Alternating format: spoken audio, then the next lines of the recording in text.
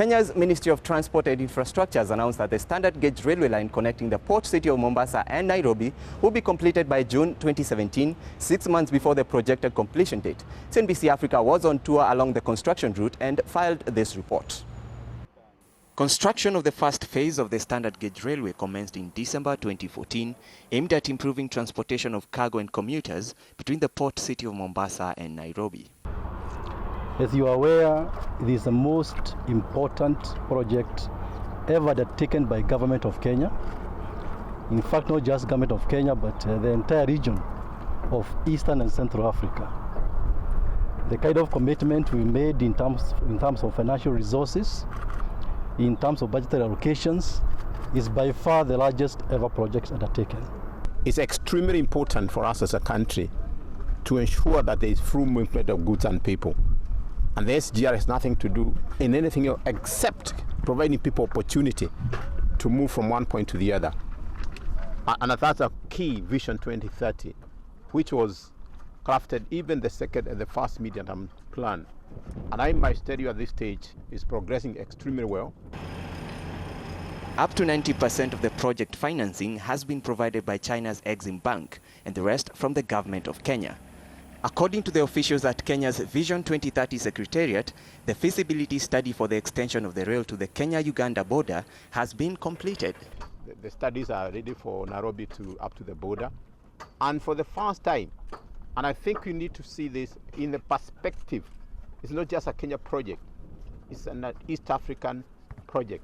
Master plan, the last year will be in Kisangani, in Eastern Congo. And for the first time, we'll have a rail in Rwanda. So this is a starting point. This is for the goods. If you all looked at here, you can see the bus which are coming, that's back there.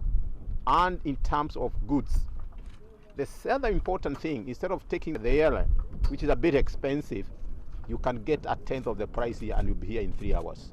The government of Kenya has promised to deliver the project by June 2017. The initial projection by the contract was to have this railway completed by December 2017. We've agreed with our partners and the contractor that it will be finished in June 2017, 6 months ahead of schedule. They are doing at least 1 kilometer per day, and so far I'm told they've done 180 kilometers so far of railway. Civil works about 70% complete. So we are ahead of schedule, and we anticipate to ride the train, and we shall invite you to come and join us on 1st of June 2017.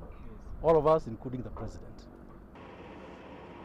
On the ground, contractors and workers are hard at work so as to stay ahead of schedule. We are reclaiming about an average of 200 meters into the sea and a length of about 2.8 kilometers up as we go up to Nairobi. That is where the sand comes in. The reclamation is going to be done in these compartments, and we are going to pump in sand at high pressure and do what we call dynamic compaction so that the rails can sit on the sand. This is section 2 on subgrade works. The subgrade, I mean these works on the soil and compaction and all this, is at 98 as of last week. It's at 98.8%, section 2 completion.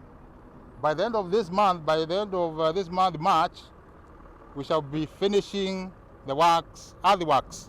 We shall be finishing at the end of this month. Among the notable early achievements of the project is creation of jobs along the construction route. The main contractor, China Road and Bridge Construction Company, has employed over 19,000 Kenyans. Our partner, the Chinese, have agreed also to set up a scholarship program to train Kenyans graduates to go to China for engineering in railway operations. The first batch of that group in the next 2 weeks. So as you can see, not just in terms of industrial development, but also in terms of capacity for our people. This railway means so much for us, and that's why as a government we are so committed. The Kenyan government requires China Road and Bridge Construction to source 40% of the raw materials locally, but so far, local content is at a paltry 12%. Nevertheless, cement producers in the country have recorded positive sales as a result of this project. What can be sourced locally must be sourced locally. To have materials which can be sourced locally being imported. If they can guarantee us that whatever is available here can be sourced locally, then we shall be happy even if it's 15 or 20%.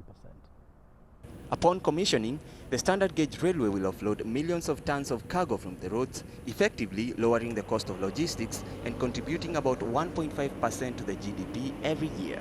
Currently, Mombasa has a capacity of 1 million containers, 20-feet container equivalent. Upon doing this SGR, we shall be able to offload a lot more cargo from Mombasa, and that's why we're also doing other parallel investments in Mombasa. For example, last month on the 29th, we finished the second container terminal, which has been financed by JICA. As a result of that investment, we shall have an additional 500 containers, which hopefully, now that we got the railway coming up, will be able to be offloaded from Mombasa into Nairobi or into Uganda, Southern Sudan or Rwanda. As we come to 2017, this is something we actually have to show that we have achieved something for the Kenyans, and we will provide that opportunity. Imagine the kind of people who have got employment in this. It's amazing, isn't it? And the same, we are looking at the LAPSET. How do we also do a railway like this in terms of way from Ramu to South Sudan to Ethiopia?